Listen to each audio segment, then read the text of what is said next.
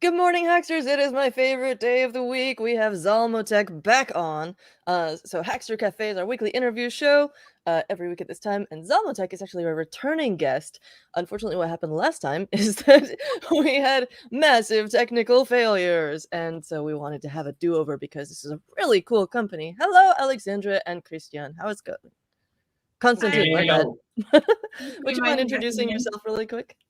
Sure. Alexandra, you go first. So we're Zalmotek. We are an IoT prototyping company. I'm doing mostly PCB design and microcontroller programming, and I really enjoy posting my projects on Hackster. It's one of my favorite things to do in my spare time. And Constantin? Thank you. I'm Constantin, same as Alexandra. We've been passionate makers from quite a while back, and we succeeded in finding projects to kind of take this to a professional level. We have quite a few clients that are, as Alexandra said before, focusing on IoT products. So we try to match up anything that needs to be connected to the internet, added some smarts on it, and after that just deploy it to scale in either project. So in our spare time, of course we like to focus and give back to the community, because most of our projects do work on open source hardware. So when we have the time, we publish open source hardware ourselves as projects, tutorials, whatever we find interesting. That is so wonderful. And sorry about the name slip up there. Yeah, so tell us about some of the IoT devices that you've created. We're going to look at some specific ones in a minute, but just a quick overview. Yeah, practically our workflow is like this. A client comes with a necessity, like, okay, I need to either do something from scratch, start from zero, or maybe retrofit old piece of technology that doesn't have internet connectivity or doesn't have sensors to gather some interesting data. And we try to do our best to accomplish the challenge that they propose. And as I said, we mostly use open source hardware, because that's what we grow up and learn from. Arduino, Raspberry Pi, any open source project that fits. Of course, when it comes time to going to scale and do something maybe more robust or for industrial purposes or anything else, we create our custom boards based on microcontrollers and technical requirements that are needed there, and we go with a custom solution if it's needed. But if it works with something off the shelf, then also we can do this as well. Awesome. And you mentioned a couple of things in there. One of them was Raspberry Pi. One of them was working with microcontrollers and stuff. And you have a new project out that combines both of those, which is the PicoLight. And I'm very excited. We touched on this last time, but this is the first time we kind of get to see it. You've just released it. Tell us about it. Of course, I'll let Alexandra tell us more. The idea for this PicoLight actually came from the photo shoots we do for our projects in general, because I really enjoy that part, taking pictures of the finished product. And one of the things that has always helped me is this purple background light, which I really enjoy using. But I thought it would be cool to have color adjustable light to use with smaller projects. This is why we made this, and it's based on the Raspberry Pi Pico. And we haven't done any other projects with the Pico, and I thought this would be simple enough and pretty cool to use the Pico for. So you can kind of see like what effects can you do with this light. And yeah, I posted the entire tutorial with all the files, everything on Hackster, if anyone else is interested in this. And I really enjoyed taking pictures of this project. It's so, I love how it started out as a tool for you to help take pictures of other projects, and now you get to take all your pictures of this beautiful project. Exactly. As you mentioned, this has not just a Raspberry Pi RP2040 chip, but an entire Pi Pico on it, which you can see here. What's it like working with this board? It's pretty fun, actually, because there are so many options. Like, I initially used it with C++, and their compiler, but then I for this project specifically, I used MicroPython because I wanted to use the Adafruit libraries for the NeoPixels, which is really simple to use. I really like that. But it's fun to experiment with the different languages and different IDEs, and yeah, I'm still figuring out which is the best one. So I don't know yet. Oh yeah. And what I might add is that with the price point of the Raspberry Pico, it's like we usually when you do a custom board, you put a microcontroller afterwards and do the functionality. But with it being so cheap, we actually just slap it there like it's a IC. So we used it entirely at this price point. We are comfortable soldering directly to the project and use it as a direct microcontroller, so to speak. Absolutely, yeah, because you don't the whole thing is priced so that you don't have to like go down to just buying the chips and then making the whole circuit around it. It's really which of course is exactly how they designed that thing, was to be used as a component itself, which is so cool. Can you walk us through a few of the features and functions of this board? So you've got this knob on the back, you've got some really cool stuff going on with power. I think it's just an incredibly functional and useful device, and let's hear a bit about that. Thank you. So it's pretty basic, actually. We have a power switch here in case you want to turn it off. Actually, we should start from the beginning. The first phase was this LED matrix, and we had only the Raspberry Pi Pico and the encoder to change the color and the intensity of the color. But then we figured out if we want to use this as an actual product, we need a battery. So we added another layer. There's actually 2 PCBs which are stacked. And this is the battery charging circuit. There's a LiPo battery here. And yeah, we have this switch to turn it off. And that's pretty much it. There's 3 functioning modes, basically, because this is an encoder with a push button. Oh, yeah. So, those are great.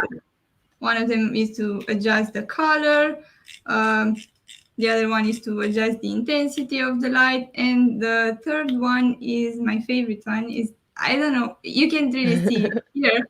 But maybe the reflection towards you. Yeah. But it's the rainbow effect. It's a rainbow effect with the LEDs. It changes colors, and I think it's pretty cool. It's better to test it on like smaller projects, smaller objects. Yeah, and so I imagine that adding all the battery stuff kind of added some cost to the effect, but did it also help with it seems like having the extra thickness there kind of helps it stand up on its side, maybe, so that you can use it to... Yeah, exactly. That's what we wanted. But initially we thought we would 3D print a case for this.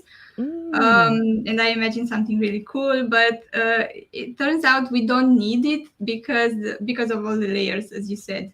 So it's just perfect like this, and you can see all the electronics inside, which I think is actually a plus. We didn't meant it to be this way, but it ended up looking much cooler. I think it looks way cooler that way. Plus you have these really cool designs on the PCB, and I'm curious, I do a lot of stuff in KiCad, so I'm not as familiar, but when you want to put like a visual design on the PCB itself, let me see if I can find. I know that you have pictures. Here we go. Like this sort of topographical design that you have on here. How do you do that in Eagle?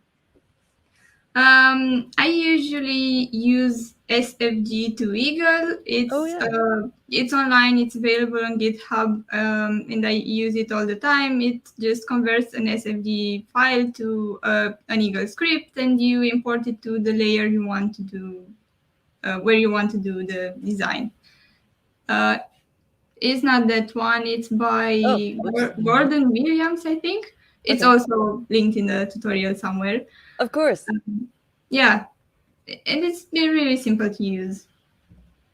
It's great for adding logos and, of course, graphics on the back of the PCB, but usually for logos and stuff that Eagle Cut doesn't cover with only the text file. This is lovely.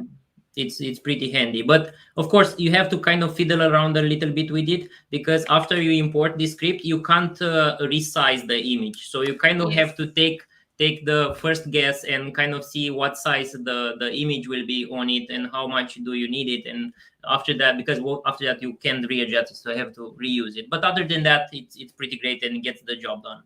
It's kind of the same in KiCad. I end up doing a really hacky workaround kind of thing where I'm just adjusting the like resolution in order to get a different size.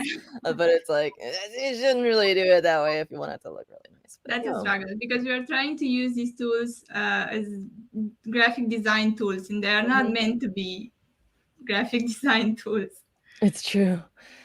You mentioned having shared your code in the product and stuff, and of course at the bottom you do have a link to the GitHub repo, which answered my question, which was, where can we get one? Like, it sounds like you're planning on doing some kind of a kit if you can get it, figure out how to make that work. It does seem like a big challenge. But in the meantime, if anyone else wants to make their own PicoLight, you can just check out the GitHub repo here, and you can get the Eagle files and go and get that produced. So you're using JLC PCB for this? How's that go? Yes, most of the time we do our PCBs there because they're pretty cheap. They have a lot of options, and we've always been happy with the quality. So yeah. And the fast time of delivery, it's great for us where we are, and we just place an order in a few days. We get the PCBs back. We fiddled around with making our own PCBs at some point, but it's really not worth it. All the chemicals and the other stuff, you'd rather place the order, wait for a few days, or keep yourself busy with other projects, and then you have the PCBs on your table and you carry on. For sure. Really, and then you... sorry. Oh no, you go on. Go ahead. No, I'm really excited because now they have purple solder mask, and I didn't get to try that, but my next project has to be with purple solder mask. Awesome. Yeah. We had a question about the cost, and so about what would it cost to produce, say, 5 of these if you were doing it yourself? I don't really know. Tough question. Yeah. That's true. I guess you buy all the components and PCBs and everything separately. Yeah, I think we could round up an estimate. So okay, if the Raspberry Pico, it's around $5 or something like that. I think it's even less. Even less. Yeah. And with the encoders, PCBs, and the LiPo battery, I would say something around $30-40. Yeah. It very much depends, of course, if you where you buy the components and everything. We added all the list with all the components in there.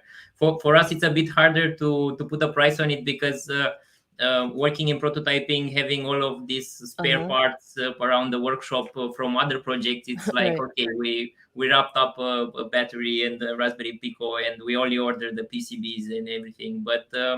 I think it's a decent price for a small portable light that you can use for product shots and whatnot. So yeah, definitely a project worth doing. Yeah. So what's the most important expensive component on the board? I know that I would guess, if I had to guess, I would guess the encoder, but maybe there's some other thing that is more expensive. That's actually true because it's an SMD one. It's not the true hole one, and those are even more expensive. Oh wow. And yeah, because they're harder to find. So, and I would say the battery as well, because if that of course, counts. Yeah. Yeah, on these on the project you can see these. Oh, and surface mount encoder. Oh yeah. These are actually pretty expensive. Not that much, but having how many of them? 16? Yeah, 16. We have 16 of them. But we use the NeoPixels because they're so easy to work with in software, and they have great adjustable lights. So it was worth the price to get the colors we wanted. Oh yeah. Are you sourcing those directly from Adafruit, or do you get them from a different distributor? We usually get them from distributors because we want to get them from the same continent. It's easier. Right. Practically, I think they are from Adafruit, but they are from distributors around here in Europe. So just sense. to avoid the taxes and all the lengthier transport. But Probably they are from other fruit, but just bought from distributors in Europe they have their products. Exactly. Is that the biggest challenge? You've mentioned a couple of times having different challenges being located in Eastern Europe, and would you say that like shipping times or finding a close by distributor, or what would be the biggest challenge that you face based on your location? Yeah, I think that's the chip shortage. Oh, of course. Not to bring it again on the table because everybody speaks about it, but actually when you have like even this, we have this this little project, and the battery charging module, we couldn't find it anywhere in the current distributors that we're using, and we ended up ripping one off from another project and then just put it in. So Well, if it works. practically, yeah, and we didn't want to change all the schematic and readjust to another one when we were knowing that this works well. So, but I think okay, for most components, we kind of find distributors to have a next week delivery at most for whatever parts we want. Awesome. So I do want to come up to a couple of other projects of yours, including the Electronic Ghost, which is very seasonally appropriate. But first, uh, we have a segment that we're doing with SparkFun called the Rapid Round, which is why I have this timer behind me. And it involves doing 1 minute of answering as many questions as you can in that space of time. And if there's any especially interesting or meaty ones, then we can come back and revisit them later in the interview. Are you ready to play? Yes. Okay. There's no prizes or penalties. It's just cool. All right. I'm going to hit the button and we'll begin. All right. So what was your first PCB CAD design software? I know you're on Eagle now. It was Eagle, actually. Yeah, Okay, same cool. for me. Then you didn't have to switch. Yeah. How do you find clients, or how do they find you? Networking and We participated in all sorts of events now with live ones, hackathons, prizes, stuff like that. Incubators. Startups are really our best clients yet because they want to develop products, they want to move fast. So there are lots of options now, and I think now with working remote and everything is quite added value. Right. Okay. Biggest factor in your prices, is it labor, materials, fabrication, or what when you work with clients? Labor for sure. I think material is a small cost, but after when developing software, it ends up being quite complex, connecting things to the internet. So that's the biggest part. Okay, our minute is over, but I'm excited to pursue some more of these. Maybe, and I can use some more of these questions up in the future. Sure thing.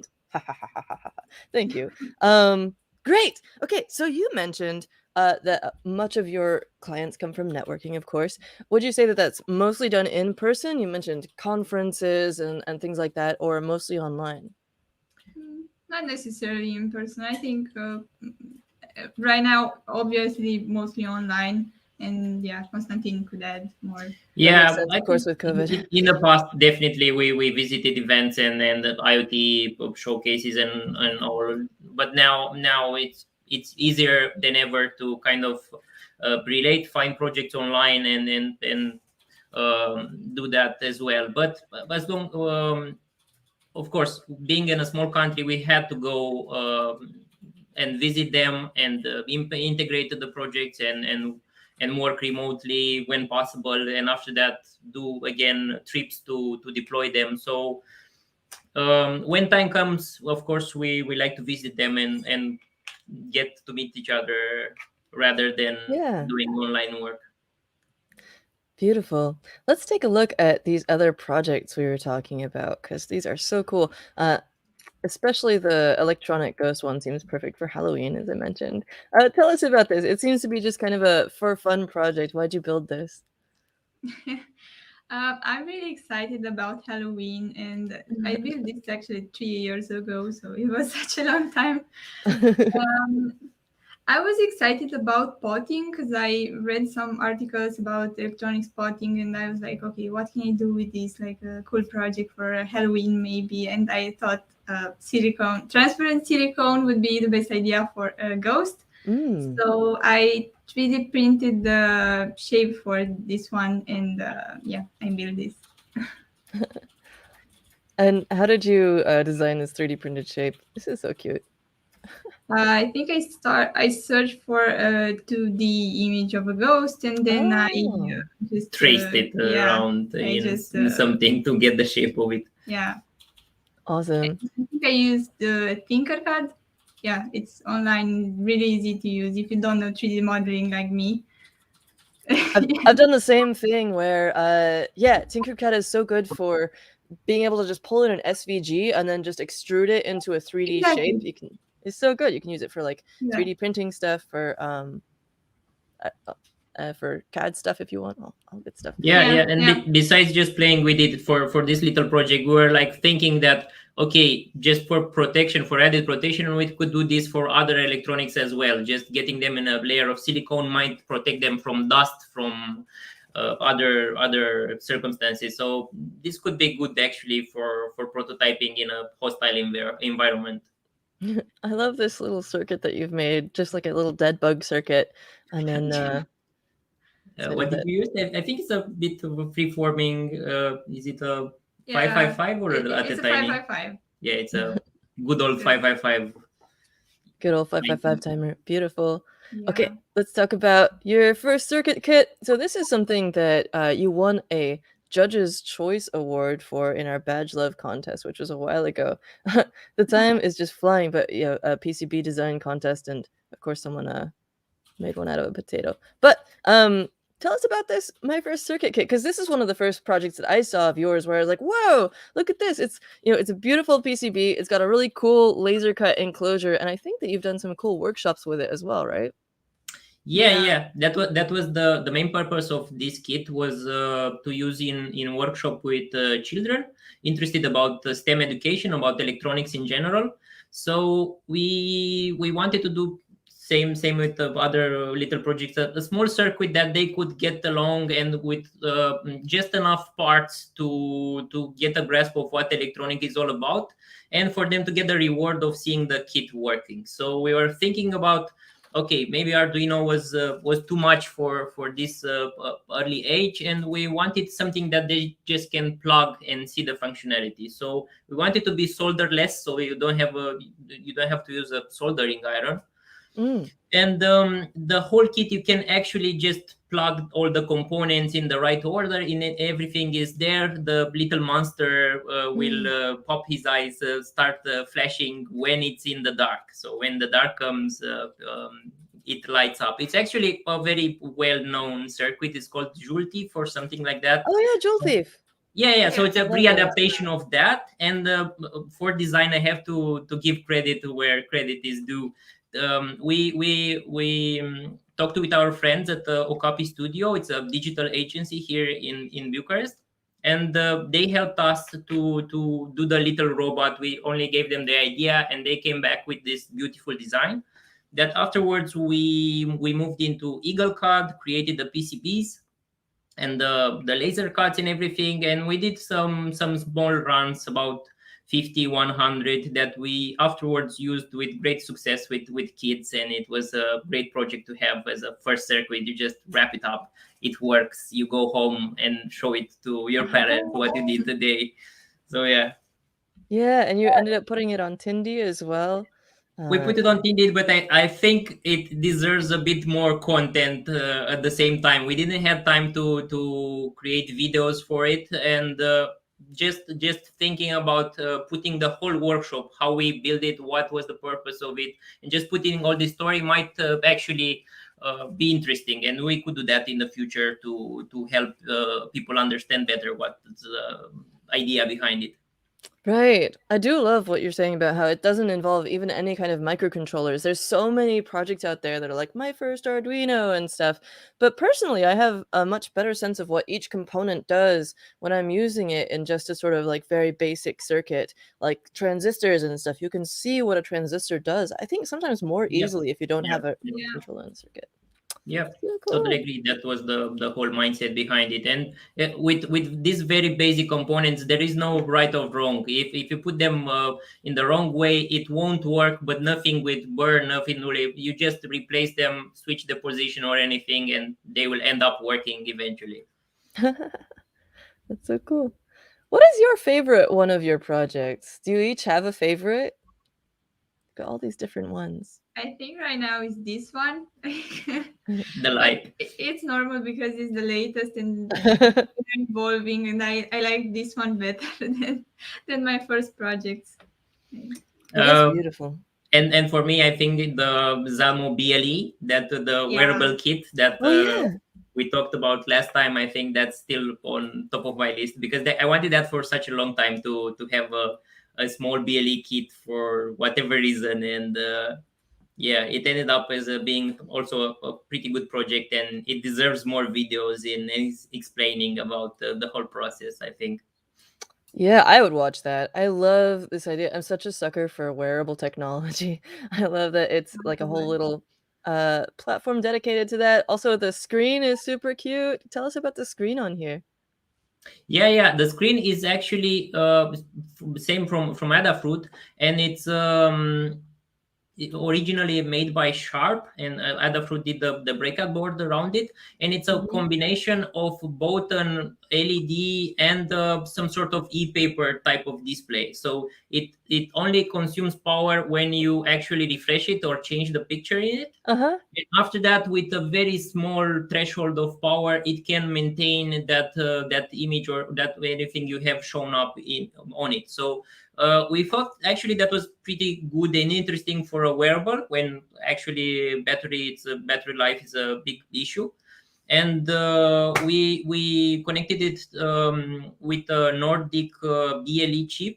We try to avoid chips that like ESP32 that also have Wi-Fi and Bluetooth in the same package. Not because there would be Mm. something wrong with that, but for a wearable, Wi-Fi doesn't make too much of a good choice because you don't connect Mm. your stuff on the hand with each Wi-Fi when you go along. So choosing Right. the Nordic chip and this combination of display, actually with a very small lipo battery, we ended up with quite a few days, around 4 or 5 days Wow. of uptime.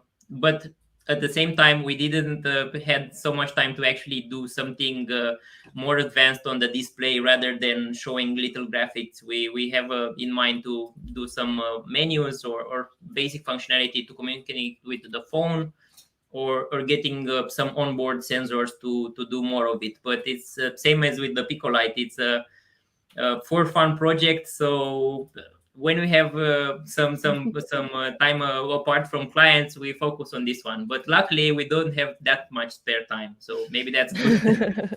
Good problems.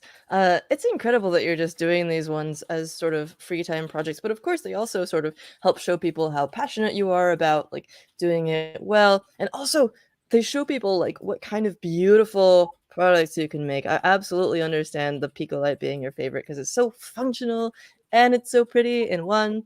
But so you mentioned that you've been doing these sort of on the side, but also you've been doing a number of new projects for clients, and you can maybe tell us a little bit about that with like industrial automation. Mm. Yes. We have been collaborating with the IoT platform since we are focusing on hardware and usually end up doing IoT products. Of course, a good cloud platform for doing IoT is important. So we have some friends here in Belgium that we visit often and do projects with, and we ended up creating use cases for both us and them to Mm. present the solution, both the cloud part and the hardware we use. So we did a series of tutorials aimed towards makers in the past, and we posted them on Hackster. And Mhm. now we got the request from them to focus a bit on the industrial side of things, and there are some interesting issues about predictive maintenance, quality assurance, more advanced Mm. stuff.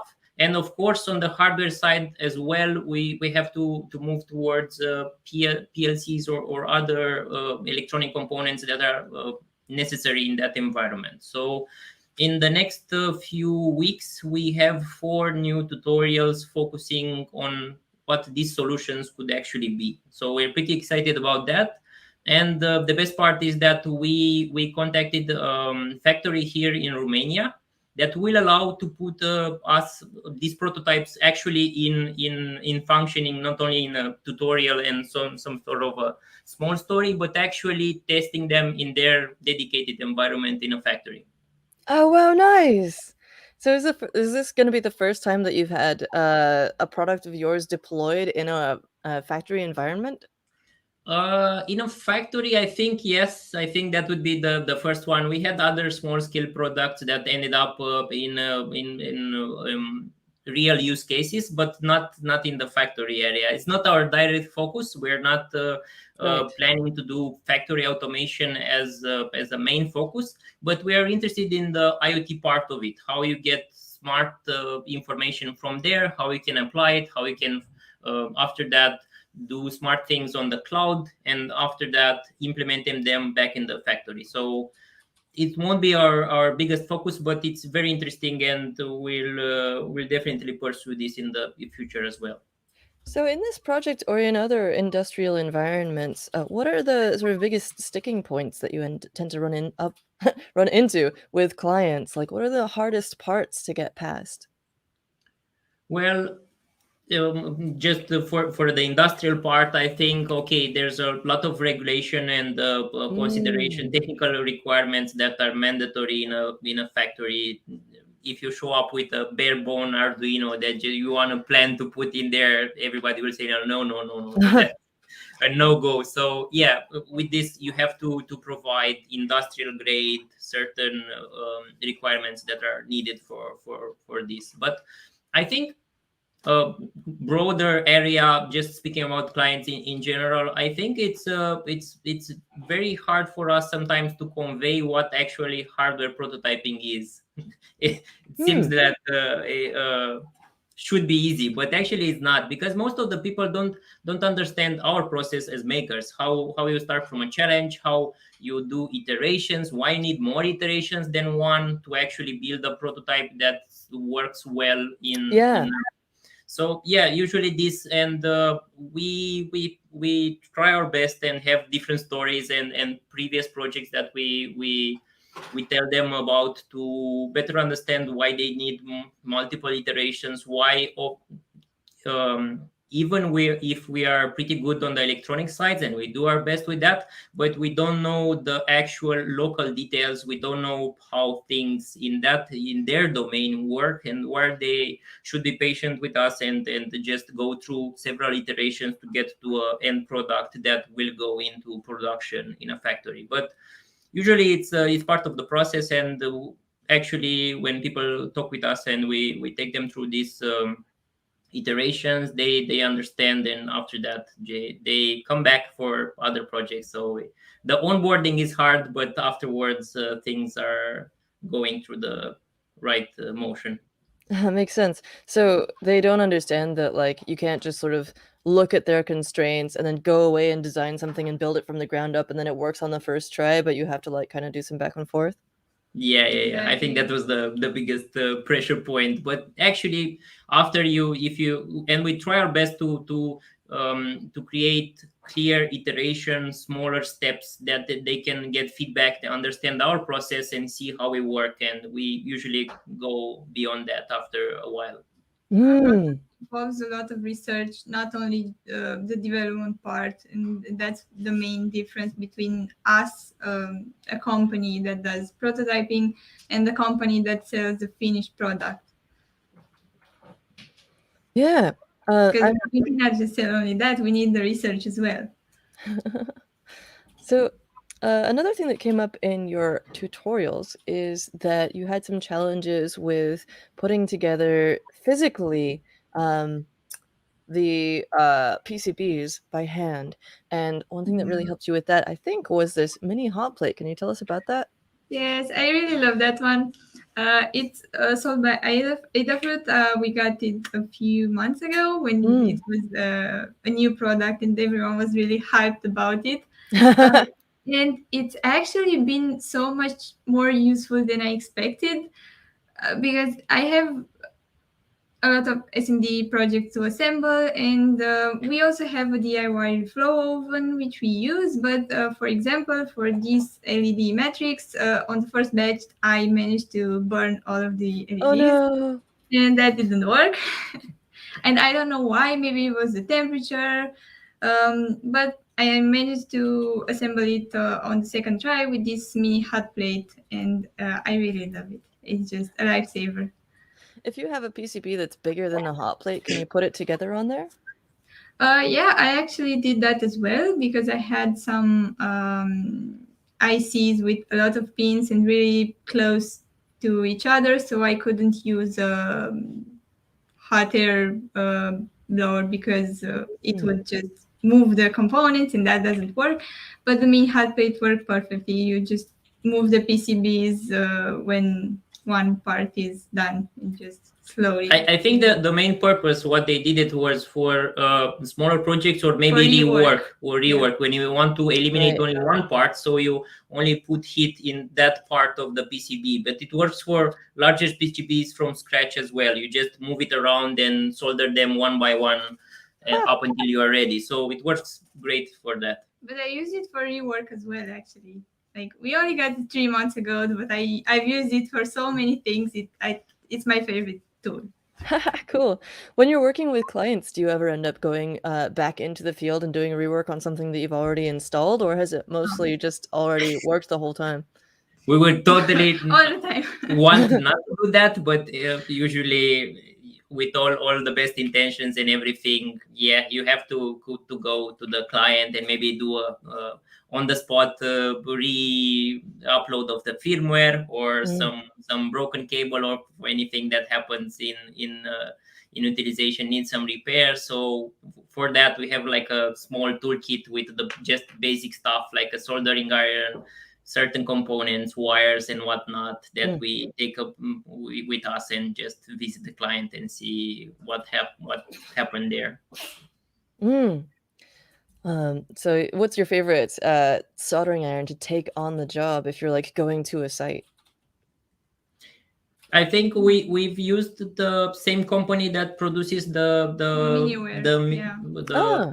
hot plate. They also have LED cons, and they have one that goes with a power supply that's a type C, so it's pretty handy because it's super portable. You have a battery and you have a portable soldering iron, so that also works pretty well, and it's in our backpack. It's my second favorite tool. Your second favorite tool? Yeah. After the hot plate. After the hot plate. Understandable. Yeah, it reminds me of the TS80 or TS100 ones where you have you're able to just sort of do that via USB. It makes it so much more portable when you can just power it off of a battery and you don't need an outlet. I do hope for more devices or tools to just go along with this power option. And now with Type C, with power delivery network, this could actually be quite big in all of our tools. Yeah, absolutely. I know that in the past I've tended to use like a butane soldering iron if I had to go somewhere outside or traveling from country to country. Like back when I did that, there was one time when I went to Sweden and I plugged in a US soldering iron into the wall, not thinking because I was sleep deprived and jet lagged. And of course, the whole thing was just like, what are you doing? Like, I can't handle this much voltage. And you just don't have to worry about that if you have it plugged into a battery. Definitely us with working with hardware as well, traveling by air and with the luggage full of electronic components, we do raise an eyebrow. But after you take it apart and tell people what we do, and they say, okay, they're professionals doing this, so let them go. I imagine so, yeah. You mentioned that you've collaborated before with this Okapi group, and you also have done some work with a group in Belgium doing IoT stuff. It's really cool, I think, that you're collaborating with other agencies in order to make things happen for your clients and for your personal projects. What are some of your favorite collaborations?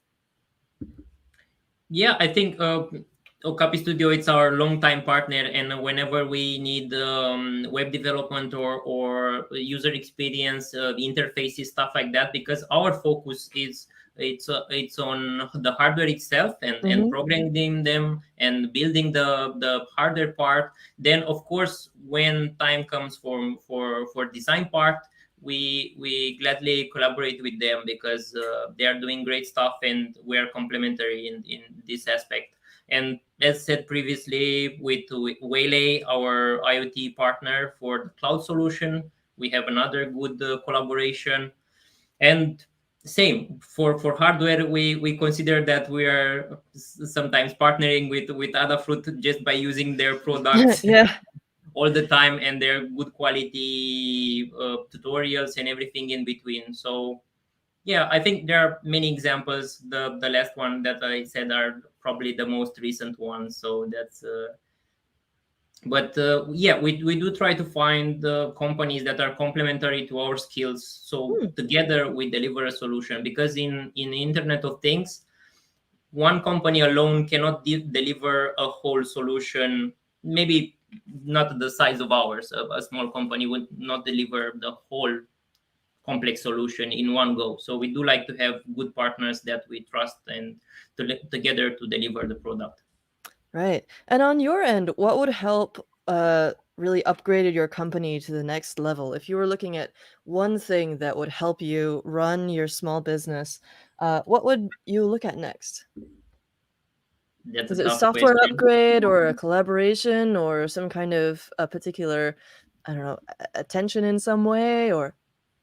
I think at the moment is even telling our story better. We were like looking at YouTube and planning to start our own channel. So Mm, just explaining about prototyping in general, because I feel that um, there are not so many companies the style of ours that are coming from makers and trying to become professionals and delivering projects and so on.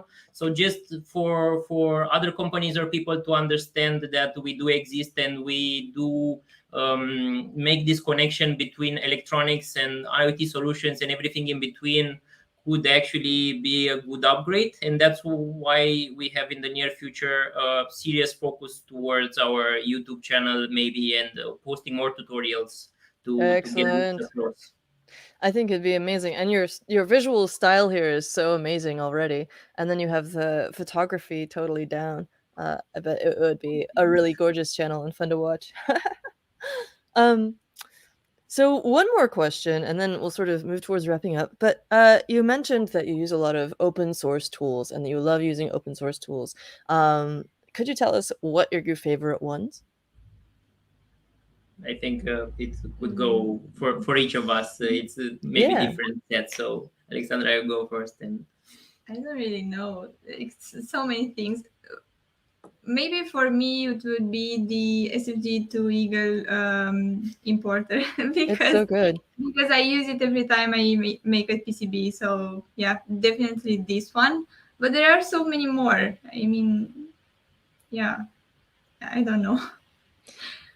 If and if you and have for something for to. for me, I don't know, there are many open source hardware and software that I totally enjoy working with. I was part of the people who written the open source hardware manifesto up Really? back then with Lady Ada from Adafruit Ah, and other people. So yeah, I've been passionate about. I had the first edition of Arduino. It was called 2009, right when it oh yeah. appeared. So yeah. It would be very hard to choose one, but I think of myself as a promoter of open source hardware in both projects I get involved, and after that in towards clients and products we deliver. So I think open source hardware really put a bread on our table, so to speak. So I'm a Yeah. total supporter of all the ecosystem, and there are no bad open source projects. They are only in different stages of development, and if they're not Ah. doing it now, they will probably do it further if we help all of this. So Yeah, helping promoting and nurturing open source projects. Uh, Constantine, what would you say the one that you use the most personally is? mm, I think both the Arduino and Raspberry Pi Mm. communities ended up being like 70% of my actual work. Just spin-offs or variation of those products ended up. So I think those are the two companies or open source hardware project that I respect and use the most in my work. That's incredible. You had a first edition Due Milanove. How did you become aware of Arduino? I think That was a long time ago. 12 years ago, I was attending hackerspaces openings in Europe, throughout countries around me. I went in Hungary, in Berlin, at MetaLab, and so on. And everybody was asking me, when is the Romanian makerspace going to start off? And I said, we don't have one. And everybody was like, you do it. You seem passionate about this and everything. So yeah, I started the first makerspace in Bucharest, and of course I wanted to have something to do workshops, to do experimenting with that. So I ended up contacting the distributors of Arduino and got a very early board that I still have, and it still runs great. So all these years after, so yeah. And I think it's also worth mentioning that he met Mitch Altman. Yeah. We had Mitch Altman in Romania for a workshop 10 years or something like that ago. And do you know Mitch Altman from TV Begun and everything? And Absolutely. actually, we had the opportunity of getting him at one of our workshops. And he kind of taught me what the open source hardware company could look like. And I followed his plan all along. Oh, wow. Yeah. Let's pull up the TV Begun. Because, really an inspirational person. Like, he's a very kind and warm person, but also just, like, he's been doing this for probably decades now, just, like, traveling around doing workshops with the TV Begun and the Ardu Touch and other kits that he makes, and he's but that's basically how he, how he lives. It's incredible. Such an inspirational person. So at that moment where I was just a passionate maker, and he taught me, he was like, okay, do it. Why not do it? Like, how we started our makerspace. You could try like this, and after that, find sustainable projects to carry on. So I think to some degree, I owe all of this to him as well. Oh, that's amazing. Well, it's about time to wrap up. Is there anything you'd like to throw in there before we close out here? Things that you'd like people to pay attention to, that stay tuned for, ways people could get involved or follow you? Sure thing. I think just keep in touch with our Hackster account. There we will post the next few tutorials about industrial automation and others as well that we can slip on the side, maybe more personal projects. And of course, I think just searching for Zalmotek on YouTube, Twitter, Instagram would follow, and people to follow us if they like our stuff could be useful. Yeah, we have Zalmotek.com, we have Hackster.io/Zalmotek, we have the Instagram, Zalmotek.com, your Twitter, also, of course, Alexandra has a personal account on Hackster, and a really cool Instagram with tons of sort of behind-the-scenes kind of things. I love this. And, and your YouTube as well, which we'll stay tuned for. I can't wait to see what you post on your channel. Thank you so much for joining us again! And I'm so glad that we got the chance to have a redo, because I think what you do is so incredible and your work is so gorgeous. And I just wish you the best of luck going forward. Thank you so much for the opportunity. Yeah, we're really excited to be here, and thank you so much for inviting us. Well, congrats on the PicoLight. Thank you.